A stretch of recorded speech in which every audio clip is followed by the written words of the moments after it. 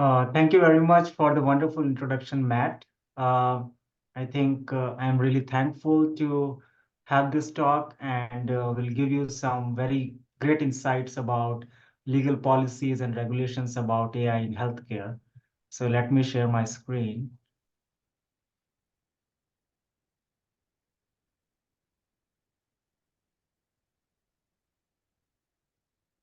Can you all see my screen? Great. Yes. So the topic for my talk today is about legal policies, regulations, and ethics in healthcare. The outline of my talk will start with a brief overview about AI in healthcare and what does different terminologies mean. Then we will go into the ethical AI and its implications in healthcare. Moving forward, the ethical issues for AI in healthcare. And then I will summarize some of the legal regulations and policies for AI in healthcare, not all the documents, but some of the major highlights on the regulations and policies that's already being published.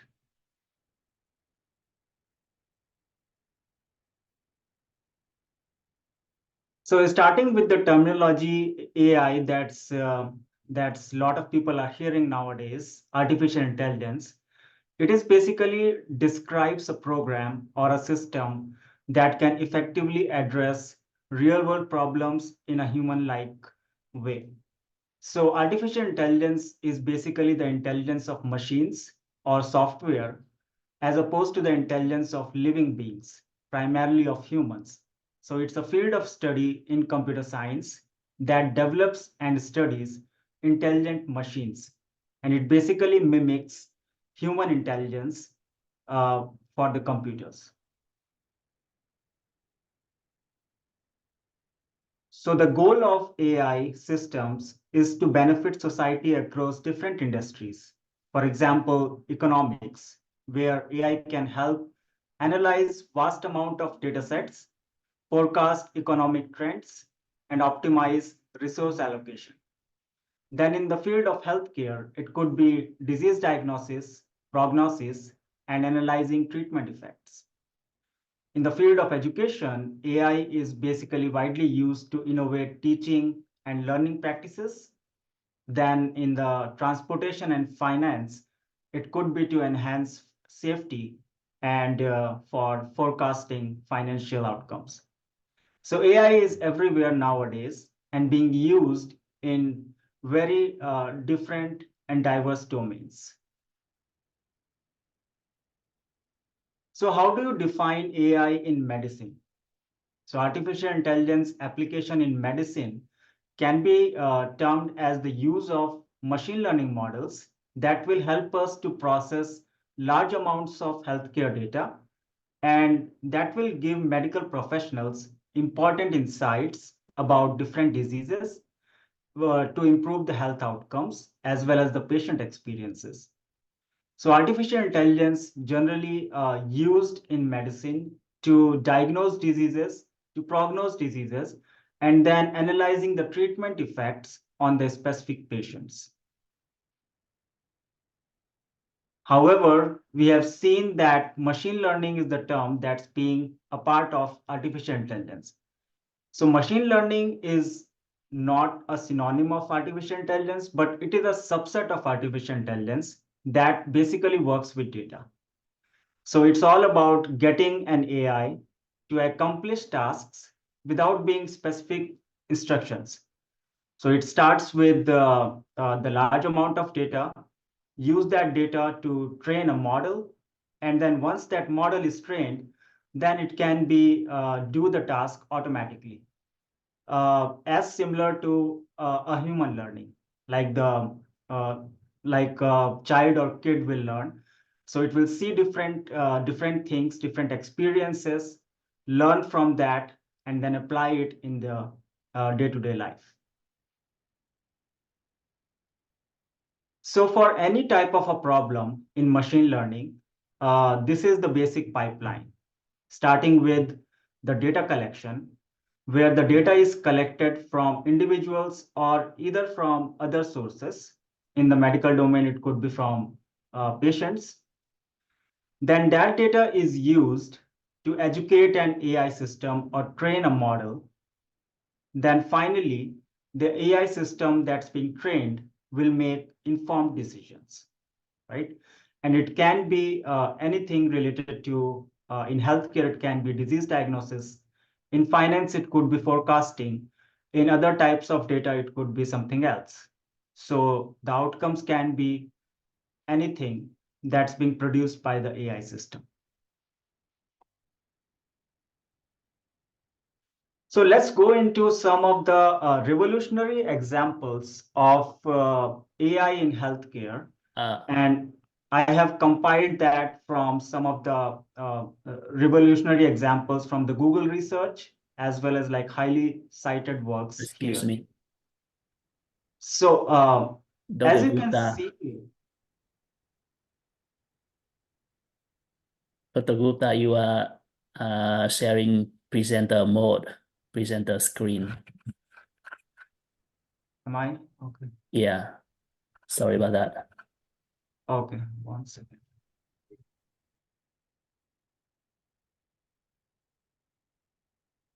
Is that fine now? Yeah. Yeah, it's perfect. Thank you. Okay. So basically, the application of AI in healthcare starts in many, many domains. So here, as you can see, for the one of the paper published by Google recently, which is the detection of signs of diseases in external photographs of eyes via deep learning. So how does that work is basically as an input, there is an image of an eye, which is basically collected from different patients that will be basically feed to build a model. And then that model will be trained.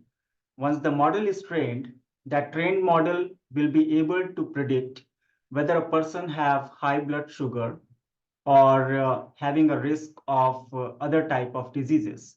Specifically, even for the diabetic retinopathy, it's being highly used. So this type of application is not just specific for a specific community or a specific ethnic group.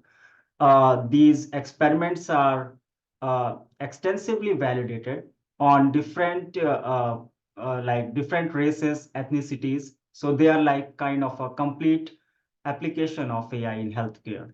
And this will basically revolutionize some of the prediction of diseases just by having a photograph of your eye.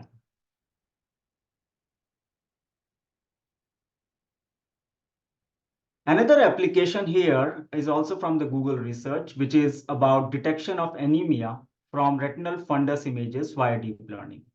So anemia is a very big problem where a lot of people are suffering with like low hemoglobin values.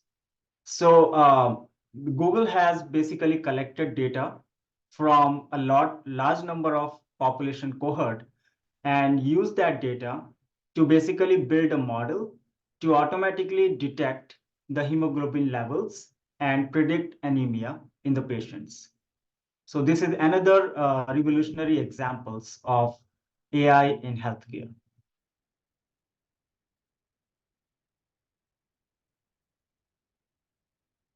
Another application, as you can see here, is about predicting the future acute kidney injury. So this is the biggest problem also in the medical field. And an approach is being developed to basically continuously monitor a person physiological parameters and then try to predict whether that person will have acute kidney injury in the next 48 hours. So this is another very good application that we can say for AI in healthcare.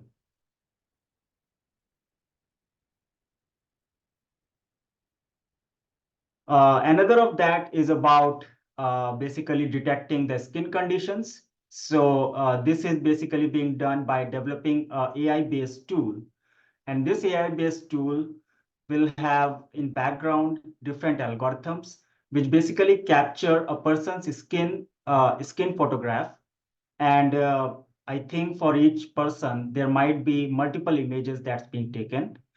Then out of those images, a model is being trained, and then it will be able to detect the skin conditions, which is kind of like 26 different skin conditions on the different body parts, even on the nails or on the skin. And then this app is being validated on large population of primary care physicians. So accordingly, it is basically a generalizable application of AI in healthcare.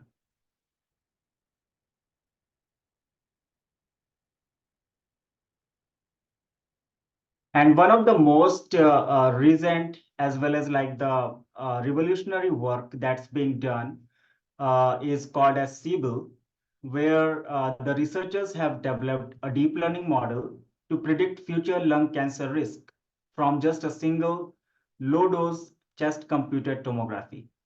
So I will play a short video for you to watch how this revolutionary experiment worked.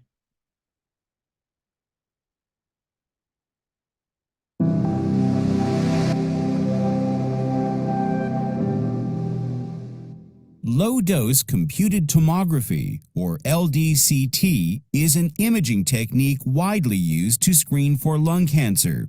Lung cancer screening recommendations currently revolve mainly around a patient's age and smoking history based on inclusion criteria of pivotal clinical trials.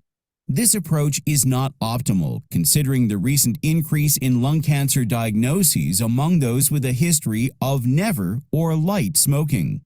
To this end, a team of researchers from the Jameel Clinic at the Massachusetts Institute of Technology and Massachusetts General Hospital developed a deep learning algorithm that can predict individual lung cancer risk without clinical or demographic data inputs.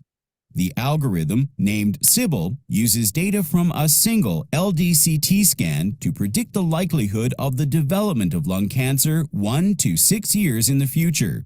Sibyl was trained using over 28,000 scans with known lung cancer risk and was programmed to learn from expert annotations of biopsy-confirmed cancers to better reason over the entire LDCT. The team evaluated the performance of Sibyl using 3 independent datasets of LDCT scans of diverse patient cohorts from the National Lung Screening Trial, Massachusetts General Hospital, and Changgung Memorial Hospital in Taiwan. They found that Sibyl could forecast short and long-term lung cancer risk from the LDCT scans accurately for a wide range of patients and on modern scanners. Moreover, it provided relevant information regarding future lung cancer risk in patients. Sibyl has the potential to revolutionize lung cancer screening and management, enhance personalized screening, and reduce the overall frequency of biopsies. Combined, these applications can increase cost-effectiveness and may make LDCT-based lung cancer screening feasible even in low-resource settings. Importantly,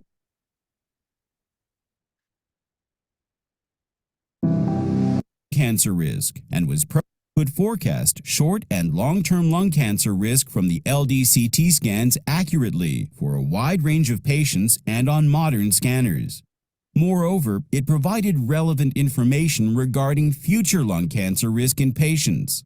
Sibyl has the potential to revolutionize lung cancer screening and management, enhance personalized screening, and reduce the overall frequency of biopsies.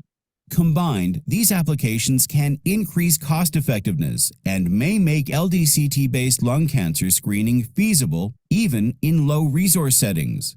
Importantly, the preliminary data indicate that Sibyl may be a powerful tool for prioritizing patients who are at higher risk of lung cancer, regardless of their smoking history.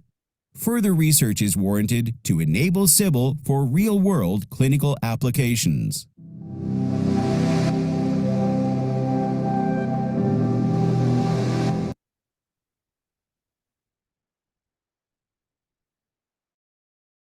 Okay, so until this point, you will be a little aware about AI in healthcare and its applications, and some of the revolutionary examples of it. Now we will move into the next part of our talk, which is about ethical AI, its principles, and its implications in healthcare. So if we combine ethics and AI, then we can say that it's a set of guidelines that will advise us on the design and outcomes of AI. And what does that mean is that the set of guidelines will not be just for the users. In case of healthcare domain, the users might be the physicians and the system designers will be the data scientists. So these are basically a set of guidelines that will be followed by the system designers who is designing the AI system and the person who is using the AI system for both.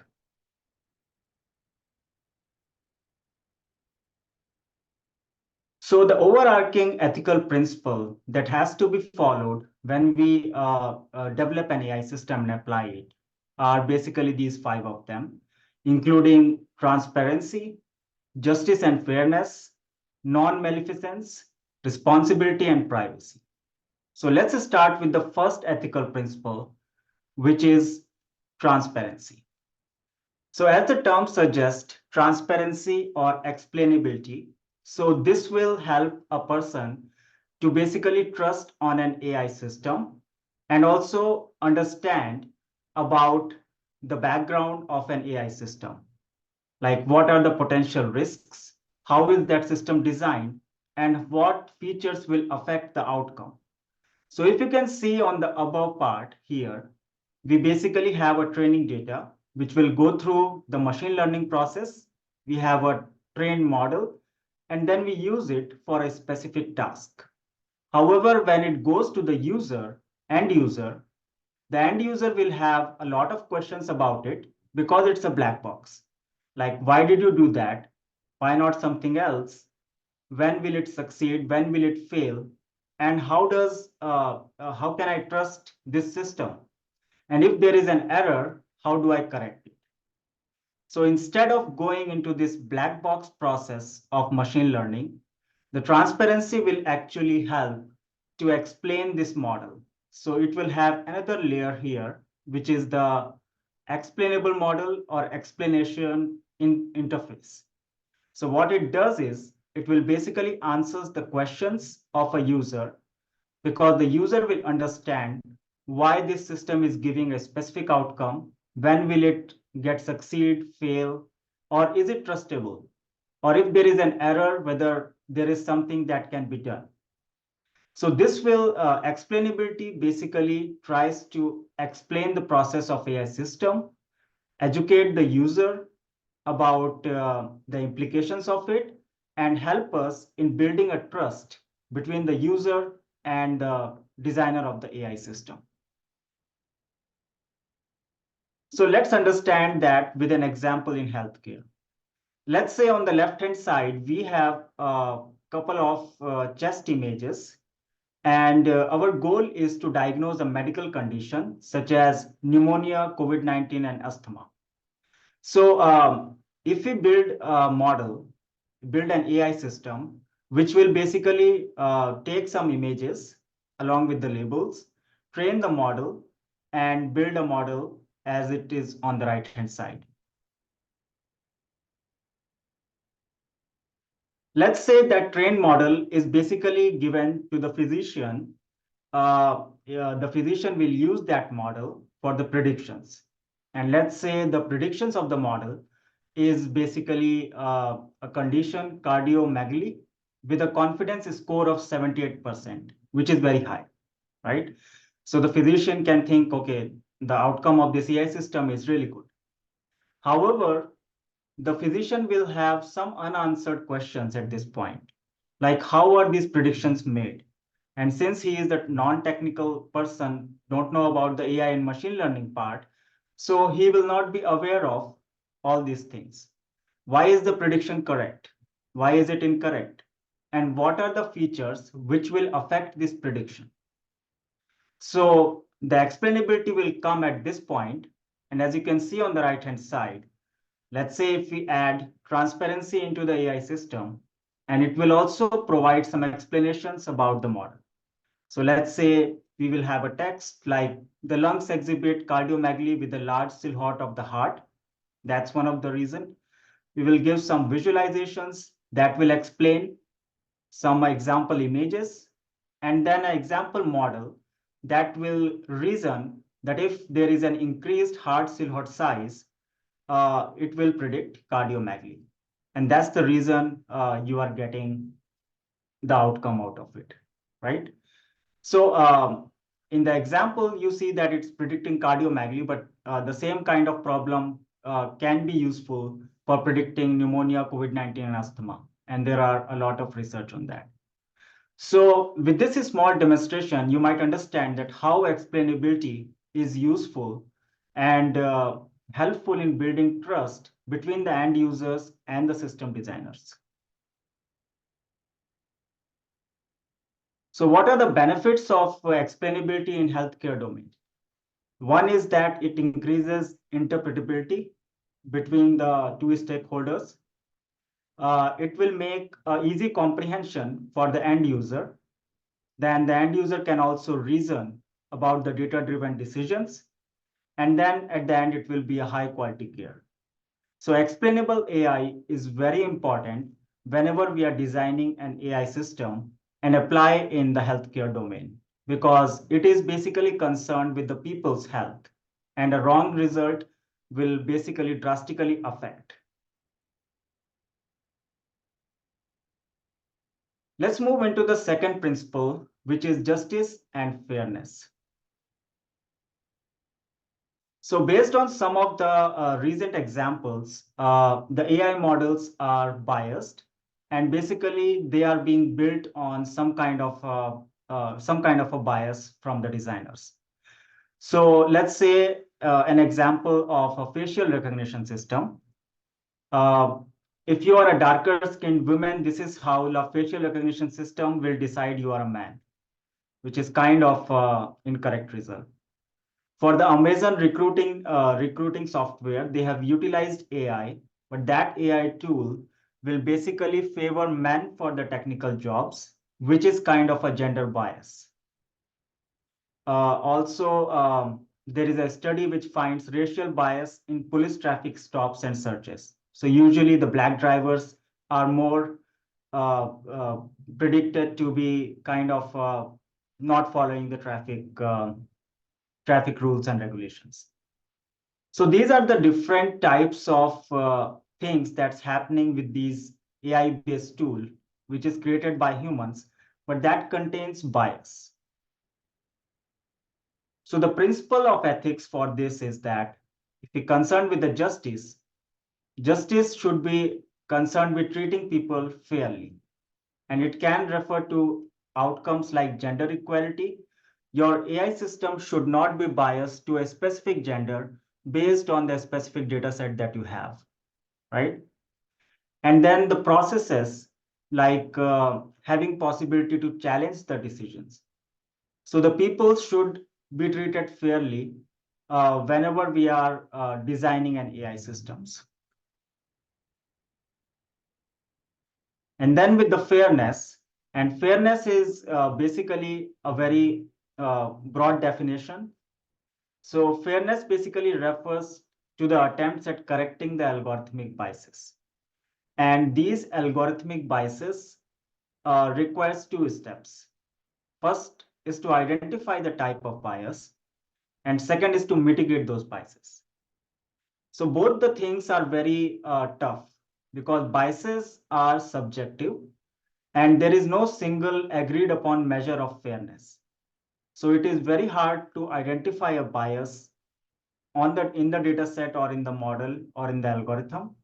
And then it will be hard to kind of remove or mitigate those biases.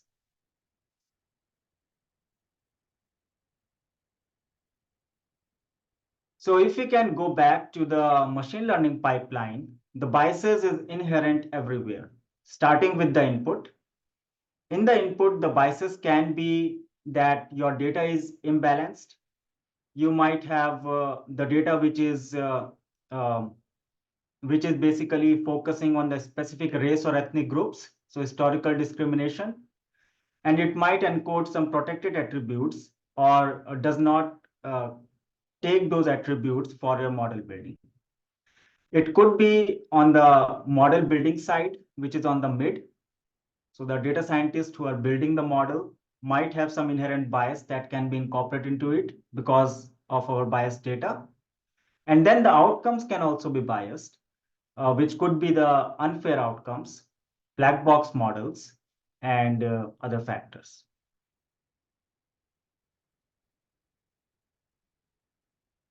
So if we go back into the algorithmic biases side, there could be two types, like data bias and interpretation bias.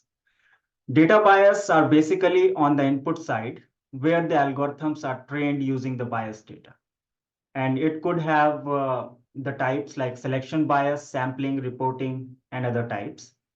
The interpretation bias basically deals with the interpretation of results, like it will depend upon some of the human psychological assumption that will basically skew the result and bias the result of your system. And this will be on the output side and also called as post-processing. Some of the examples could be automation bias, overgeneralization, confirmation bias, etc.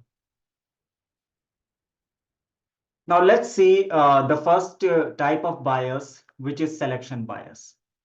So selection bias deals with from the input side when we are building our data, and data selections might not reflect randomization.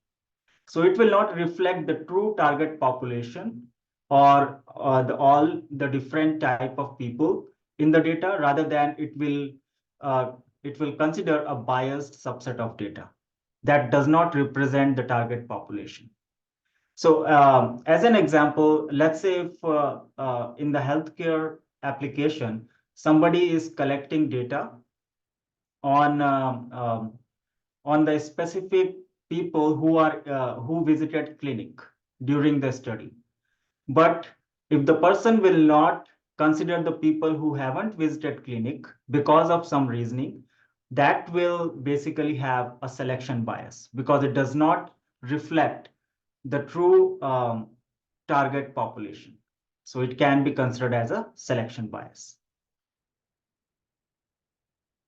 And then about sampling bias. Sampling bias is something in which the data instances are more frequently sampled.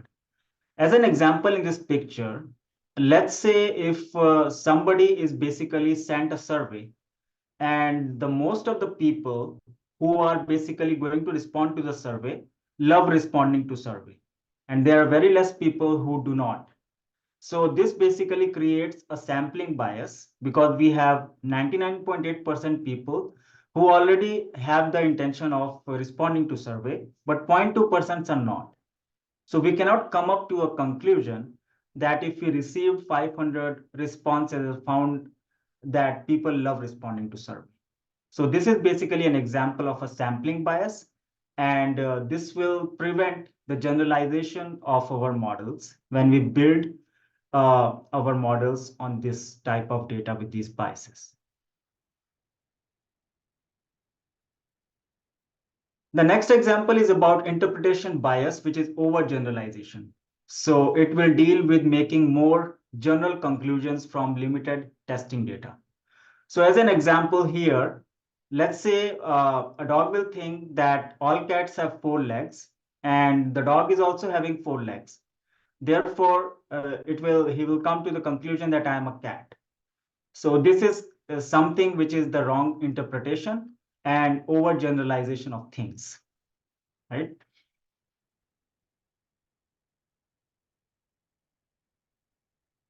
The next is about confirmation bias, and this will occur when you are just dealing with some of the old kind of conventions, and your decision will be based on that.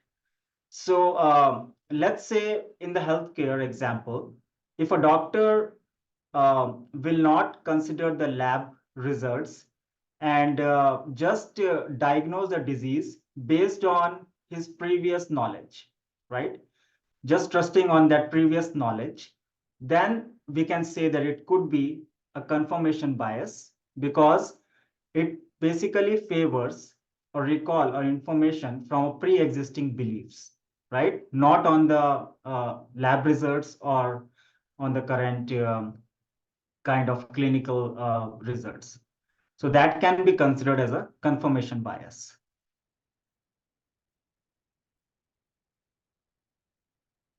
So basically, if we have to address fairness in machine learning, then we have to deal with each step of the process, starting with the input, which is the pre-processing part. We have to make sure that our data is not imbalanced. It should weigh all the different types of races and ethnicities equally. And it will not go with, it will not basically exclude some of the protected attributes while building the data. Then during the model building, you have to consider the fairness constraints and have to apply that during the model building, which is in processing part. And then the post-processing part is about the outcome. So once you get the outcome, you have to verify it. It should be following the explainability, and it should also we have to check for any type of biases in the outcomes. So in this way, we will basically incorporate fairness while building our AI systems.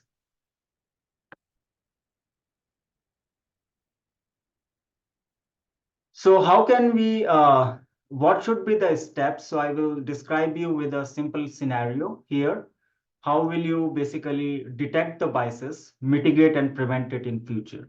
So there are 4 steps here, starting with inventory algorithms, screen for bias, retrain the biased algorithms, and then set up structures to prevent future bias. So the first step is inventory algorithms, where we have to talk to all the stakeholders about how and when the algorithms are used and what type of algorithms are used in the problem. And then there should be a person responsible of keeping the inventory updated. So on the right-hand side, there is a table which basically describes all the type of algorithms used, what are their intended use, and why are they being used. So we should have a data repository of that. That should be the first step. In the second step, we have to identify what is our ideal target and what is the actual target. So let's say, as an example, uh, if somebody is building an algorithm for care management prioritization, where he or she has to identify the patients for additional services, and that will depend upon the healthcare needs, right? So if you can consider this situation, then your ideal target will be those people who need the healthcare most will be considered for this program. However, if you go into the actual target, it basically deals with the total cost of care.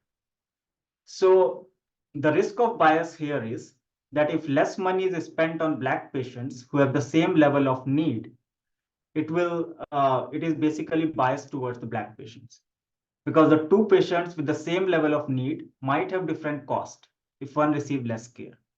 And this disconnect will cause bias in the patients being identified for additional services. So in the next step, we have to choose the comparison groups and perform the check of how well the algorithm predicts its actual target. So if you can see here, if we consider the cost of care as our target prediction, then less money is spent on the Black patients compared to white patients with the same level of need. And our model will predict that basically the prediction is that Black patients will require less additional services as compared to white patients. So they might not be selected. So we have to thoroughly compare and perform the check at this point of our model building. The next step is about retrain the biased algorithm. So you can try retraining the model on a label closer to the ideal target. So in this example, the current label, which is the actual target, appears to cause bias. So we have to change it to some other label like the number of chronic conditions, which will help us in mitigating that bias. And then we have to retrain our algorithm. And finally, also consider the alternative options. If the data is a problem, then consider collecting new data and try to retrain your model. Not just go with the data that you have already identified a bias, and then you are just using that for predictions. Finally, you have to set up some structures for prevention. So you have to conduct recurring audits to ensure the documentation of current and future models. So you need to establish some protocols for bias mitigation and inform all the stakeholder about this, and then consider working with a third party to ensure accountability and offer guidance. So once you follow all these steps, this will basically help in mitigating these kind of biases and ethical issues in the AI systems. So the next ethical principle is non-maleficence. And non-maleficence principle emphasizes that your AI system should not cause any harm or minimize the potential negative consequences. So your AI algorithms in healthcare should be carefully designed, validated, and evaluated before deploying into the hospitals. And all the users need to be properly educated, whether they are system designers or physicians or healthcare professionals, what are the potential risks, benefits, and consequences of your system. With that, we can say that we can follow the non-maleficence principle. The next is about responsibility. So responsibility is like if we build an AI system, deploy it, and if we are not getting the expected outcome, who will be responsible? Is the end user responsible or the designer is responsible? So as an example, there are some facial recognition systems which leads to wrongful arrest. And also there are some social media algorithms which are failing to counter misleading content. So who is responsible for these issues? Basically, there are some roles. Everybody in the system should be responsible, starting from the system designer, the decision maker, the system deployer, the end user, and the auditor. So everyone in the pipeline will be responsible for any action that's gone wrong in the AI system.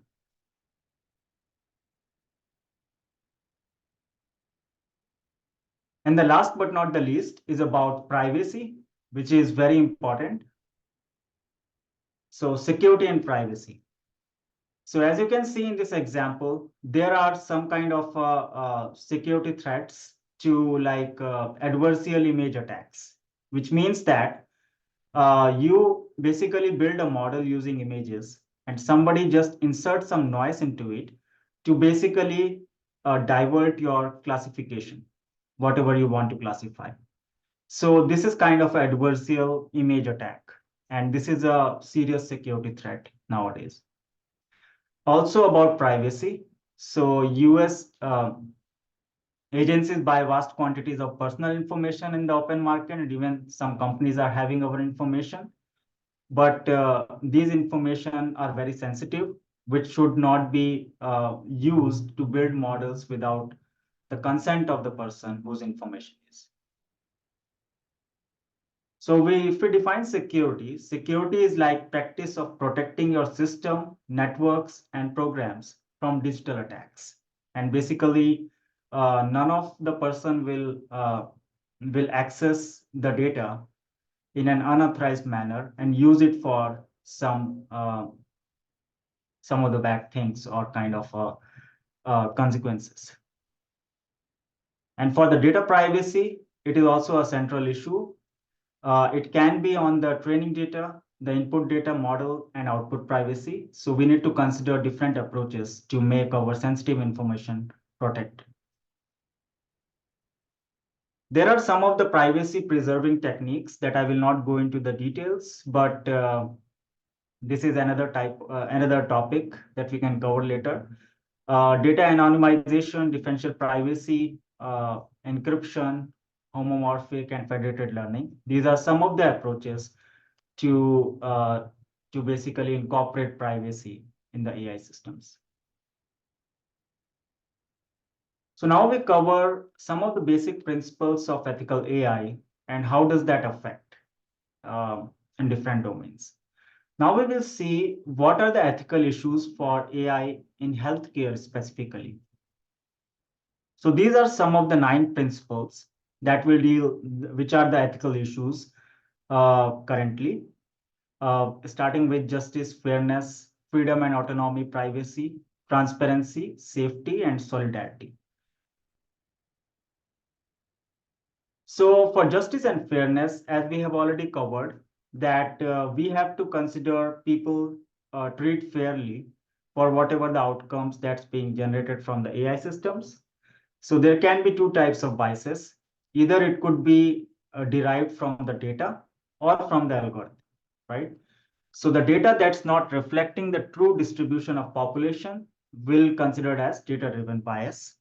And there could be some data quality considerations, like the data is messy or it is having missing information. All that will be considered as the source of data-driven bias. However, for algorithmic bias, it could be the data which reflects societal prejudices, class imbalance, not including some variables, and the social determinants of health factor. That is the major cause of algorithmic bias. And there are some other biases which we already covered, like sampling bias and gender bias.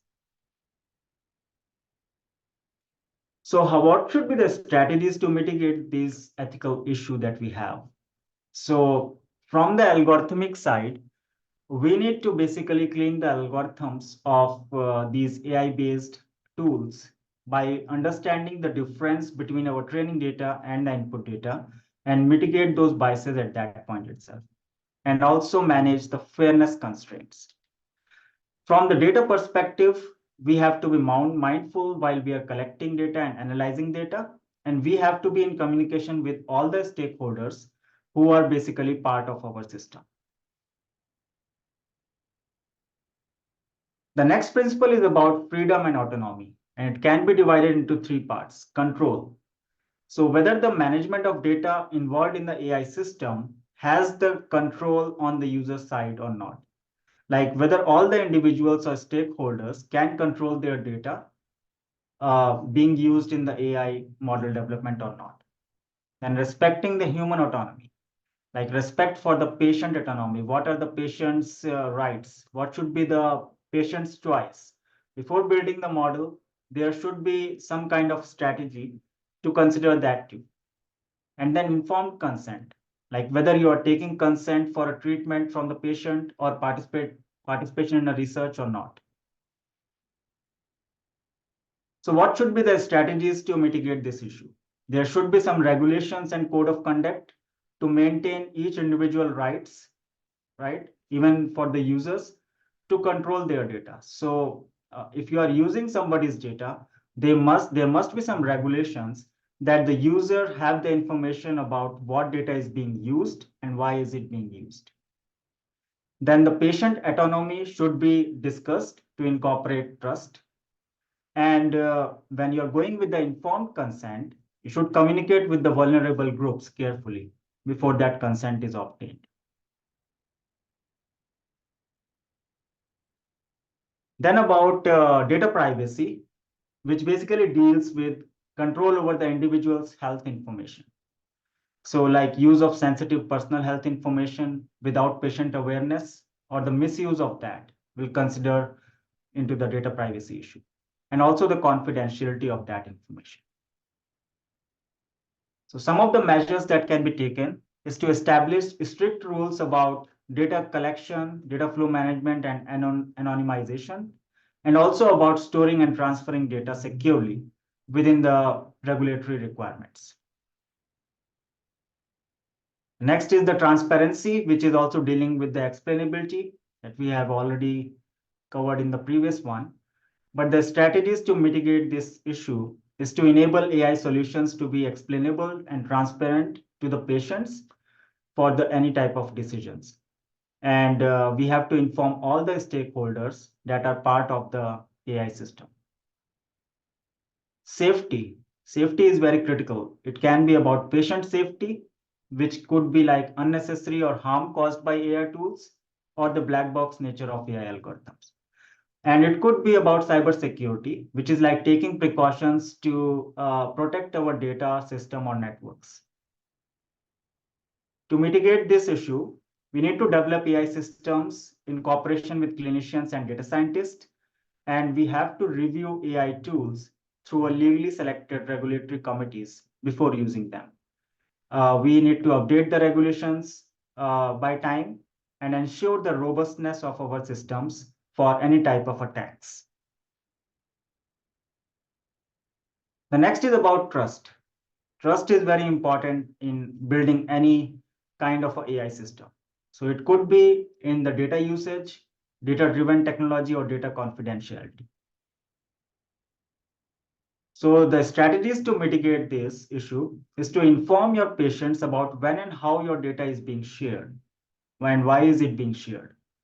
And we have to improve the data privacy and confidentiality and educate healthcare professionals on AI concepts. The next is beneficence, which means act with the best interest of others. So in healthcare, it can be considered as act of healthcare professional who provide benefits for care recipients, lowering risk or preventing health problems.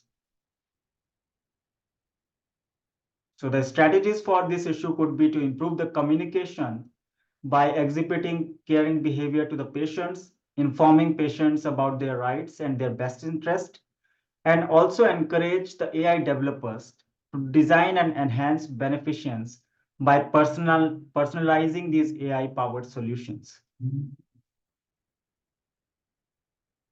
The next is the responsibility that we already have covered. Everyone should be responsible for the decisions made by AI systems. So we need to define clear guidelines while building these systems and have to share the document with all stakeholders.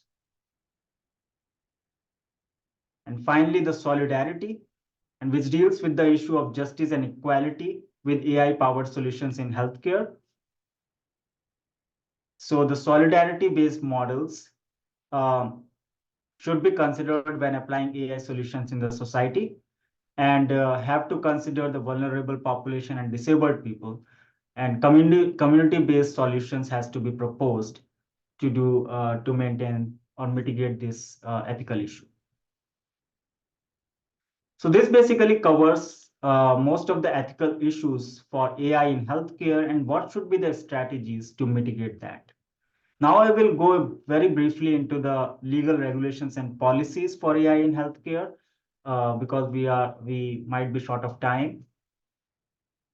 So the legal regulations and policies are basically the ethical guidelines that vary from country to country and from the industries, right?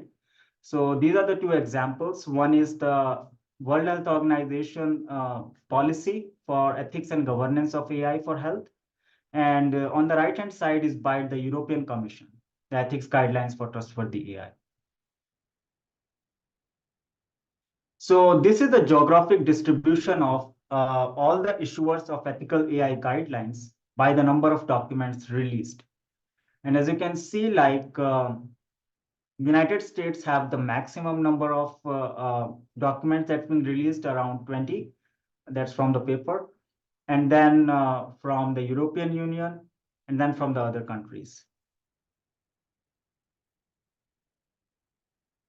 So basically, there are a lot of documents already being released, but how are they being implemented in the day-to-day life? That's important. So let's go into some brief overview of some of the regulations that's already being implemented. One is the European Union AI Act, which is the first regulation on AI. In April 2021, the European Commission have proposed this first EU regulatory framework for AI. And according to this, there should be three categories of risk of the AI systems. One is the unacceptable risk, where the systems are considered as a threat to the people and should be banned. So if there are something like some kind of a systems which basically have cognitive behavioral manipulation of people, then those should not be used. Or if there is something like real-time and remote biometric identification system that will basically have a threat for the people, then they should not be used. But there are some other exceptions in this risk that it could be used for the security purposes, but not in the general use. The next is about high risk, where they have proposed that systems that negatively affect the safety or fundamental rights of people, and there are some products that are falling under this legislation, including toys, aviation, cars, medical devices, and lifts. And if these high risk systems are there, we should have to be cautious. Then the general purpose and generative AI systems like ChatGPT. So there are some regulations about transparency requirements, like we have to disclose the content generated by AI, and then publishing the summaries of copyrighted data used for training. And finally, the limited risk. In that category, systems should comply with the minimal transparency requirements, and it will not be kind of hard and fast not to use. The next is the White House Executive Order on Safe, Secure, and Trustworthy AI. So in October 2023, an executive order is already issued by White House for safe, secure, and trustworthy AI. I put some major bullet points because it's a large document. So there are some new standards for AI safety and security. For example, the developers of AI systems has to share their safety test results and other critical information with the US government. We need to develop standards, tools, and tests to help ensure that these systems are safe, secure, and trustworthy, protect against the risk of using AI, and protection from the AI-enabled fraud.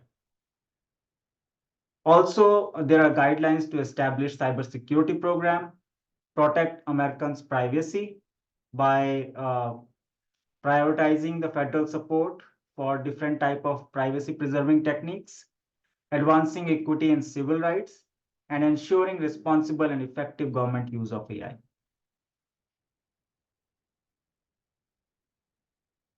This is the last guideline which is issued by World Health Organization on ethics and governance of AI in healthcare. And they have some major points, which is like protecting human autonomy. So humans should always be in the loop whenever we are designing any AI in healthcare systems and also in the medical decisions. Then promoting human well-being and safety and the public interest. So it should not harm people. Ensuring the transparency, explainability, and intelligibility. So that's the point that we already have covered. Fostering the responsibility and accountability. So everyone has to be responsible if something gets wrong out of the AI system. Ensuring the equity and inclusiveness. You have to include all the people from all the races and even the vulnerable population.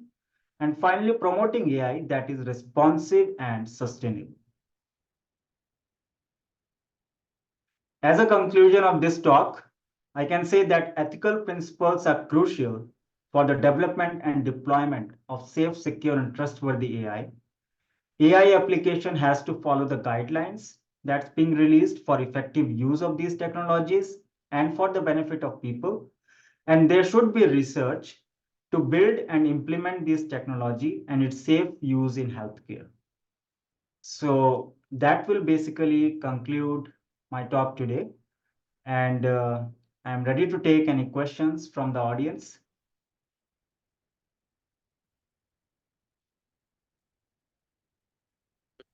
Dr. Gupta, we have one question. With the advent of AI-driven technologies in healthcare, how can we address and prevent the widening of existing healthcare disparities due to unequal access to these innovations? Sorry, can you repeat your question? Yeah. Mm-hmm. With the pardon me, with the advent of AI-driven technologies in healthcare, how can we address and prevent the widening of existing healthcare disparities due to unequal access to these innovations? Oh, okay. Okay, that's a great question. So this is basically the problem is already in the from the long time. And to build these AI systems to have those disparities being resolved, it requires kind of a lot of research in terms of, like, as I said, that the first thing is about the the data that we are collecting. So on each step of our AI system, we have to be cautious of how to identify and mitigate those biases so that we will not be creating something which will actually exacerbate the health disparities that's from the long time. And also we have to provide kind of different types of kind of non-invasive as well as cost-effective solutions so that these disparities can be resolved.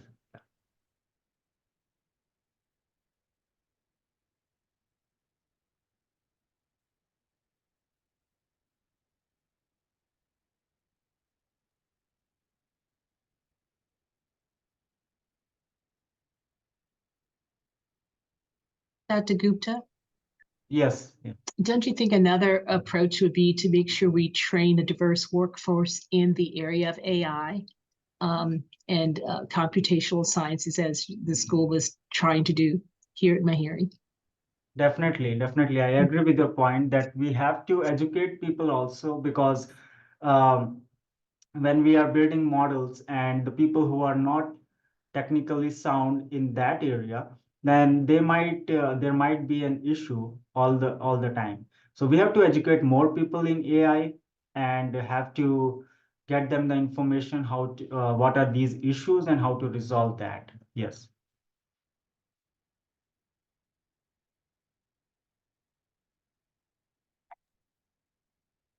Another question in the chat from Dr. Nguyen. Does the ethical guideline apply to government tools and services too, or only companies, as the government has all of our private information?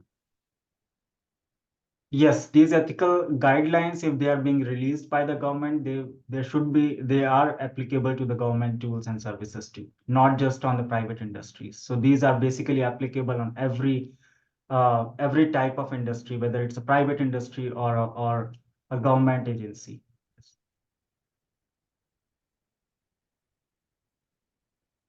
Another question from Dr. McClay. I wish to query privacy and intrusion detection in healthcare, thus to thwart vulnerabilities posed by intrusions from malicious packets. Have you investigated the utilization of packet sniffers cited as Wireshark, and also to research network forensics when network vulnerabilities arise?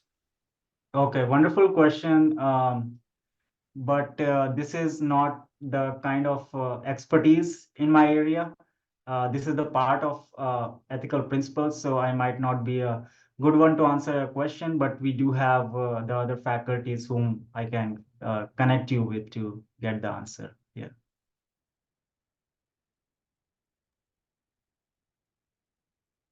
Then another question from Ernest Taku. In the context of AI-driven healthcare research, how can we navigate the ethical complexities of data privacy and informed consent, especially when dealing with large data sets obtained from electronic health records or wearable devices? Navigate the ethical complexities of data privacy. Yeah, so as I said, whatever the ethical principles are being discussed in my talk, they are not actually kind of like implemented in a single day. These are all the principles that should be done, but still there is a lot of research that has to be done to basically mitigate those complexities. So it requires more participation from the researchers and working on the kind of the data privacy domain and who are developing the privacy preserving techniques to basically mitigate that. So this is not a one-day thing, but it will take time to basically implement all these ethical principles on the AI systems.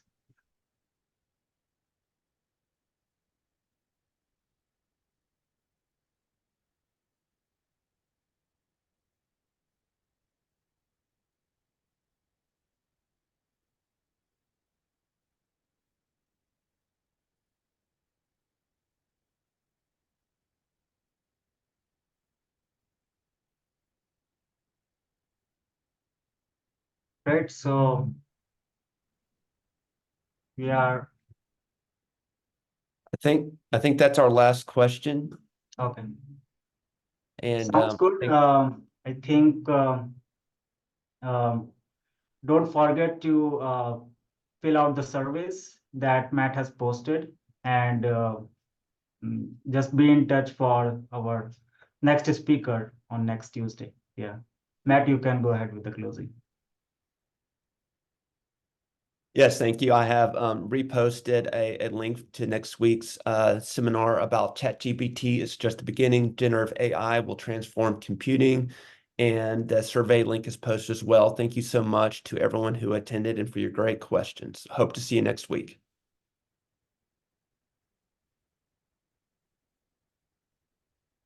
Thank you, everyone.